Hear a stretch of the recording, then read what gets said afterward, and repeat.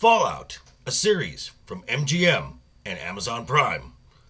A world that I know nothing about, and yet I'm having a pretty good time. And here we go.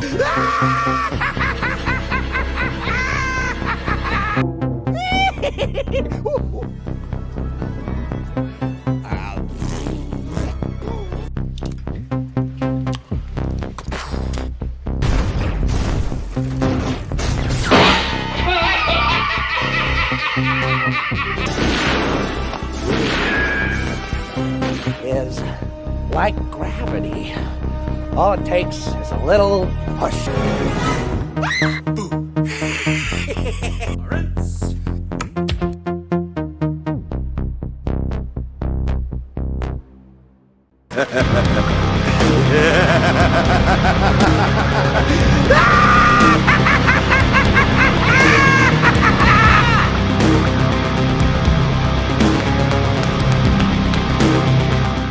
What's up, guys? How you doing? Welcome back to the channel. Glad you stopped by. And if you're brand new, welcome. Grab a seat and stay a while. But do me a couple favors first. Go down and hit that subscribe button. Go next door, ring that bell. Make sure it says all so you know when the next video pops up. Hit that like button. And before you head out, drop a comment. And if you're one of the regulars here, welcome back for another round. I ask that you also hit that like button. And before you leave, drop a comment, because YouTube does love the comments. And of course, share the video out on all social media. So yeah, Fallout, an 8-episode series on Prime based on the very popular video game series. Now, with recent video game to TV show adaptations, say The Witcher, falling victim to The Message, along with other series from Amazon Prime, say, Rings of Power, The Wheel of Time. Toss in my absolute zero knowledge about this world and the lore of this story, you would think that this review would be completely negative. However, I'm about halfway through the 8 episodes, and I have been pleasantly surprised. Wait a minute, hold it. So let's take a look at what has me giving this show up to this point a very favorable recommendation. Here we go. Now, I'm not going to go too far and get into spoilers or anything because, like I said, I still have not finished the series yet. But I will tell you what I have really enjoyed in this series thus far, and some things that have even surprised me. So, the setting is a post-apocalyptic world about 220 years after a nuclear attack that happened in Los Angeles in the late 1950s, early 60s era. So what's left of the civilized world lives in large underground communities called vaults. The surface, as most post-apocalyptics are, is a savage wasteland, which appears to be controlled by the Brotherhood of Steel. This is a mechanized group of almost religious fanatical soldiers that patrol the wastelands, administering law and order. Now, I have to say that I have really liked the way this world looks and the way it feels. It feels very lived in, and this has a lot to do with the not over-reliance on CGI and actually having lots of practical sets. Oh, thank God, practical sets. You are always the welcome here. Also, the use of tech in the show, whereas in the Vault Dwellers, they've all got this type of computer on their wrist, which gives bioscans, the radiation outputs and the whatnot.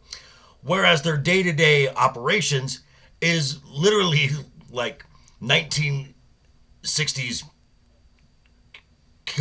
computers. It's wild. I also love the fact that in this savage, cruel wasteland for the intros and outros and some from scene transitions, you get these 1950s jingles and little songs. It's, not gonna lie, made me chuckle pretty much constantly. That's not bad. Not bad. And now at the heart of what I've seen thus far in this series rests on three main characters. The first one is Maximus, played by Aaron Moten, is initially a squire for one of the Knights of the Brotherhood of Steel, and he's ambitious. He got picked on while in training camp, and he has done some pretty awful things to benefit himself as he takes the place in the mech suit to attain a glory that he feels he is owed. Next, we have Walter Goggins, God, that man is a national treasure, who plays a dual role but the same character. It starts off as Cooper Howard, who serves as the tie to the flashback scenes from the 1950s, 60s era, where he plays a 50s Hollywood Western actor who becomes the poster child, the inspiration for the company Vault Tech that creates the Vault communities, and after 200 years of radiation and a whole lot of drugs, is transformed into the fiendish bounty hunter known simply as the Ghoul. And finally, we come to Lucy McLean, played by Ella Purnell. She is a vault dweller whose father is kidnapped, and she is on a quest to bring him back home.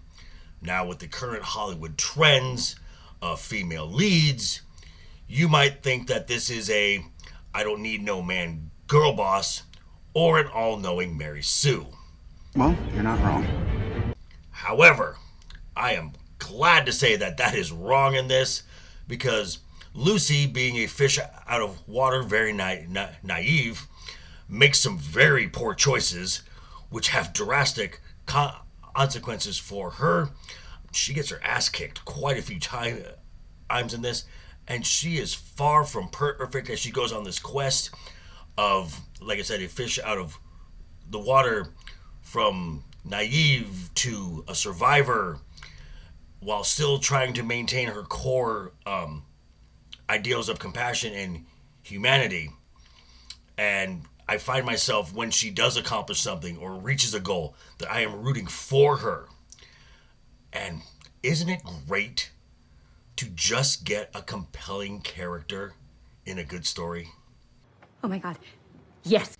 Now, to be fair, the show does lack a bit when it comes to the world building, but I'm really going to chalk that up to me not having any knowledge. I've never played this game. I know nothing about this world, as I've said. So a lot of the Easter eggs and the nods to the game are just going to go right over my head. But what I've seen thus far, this is a very competent and very well put together show that I actually recommend you check out. That is exciting. But these are just my thoughts. I'm going to turn it back over to you. Let me know what you think down below in the comments. Check me out on Monday. Simulcasting here as well. We're going back to the world of Westeros. House of the Dragon, Season 1. We're at Episode 4.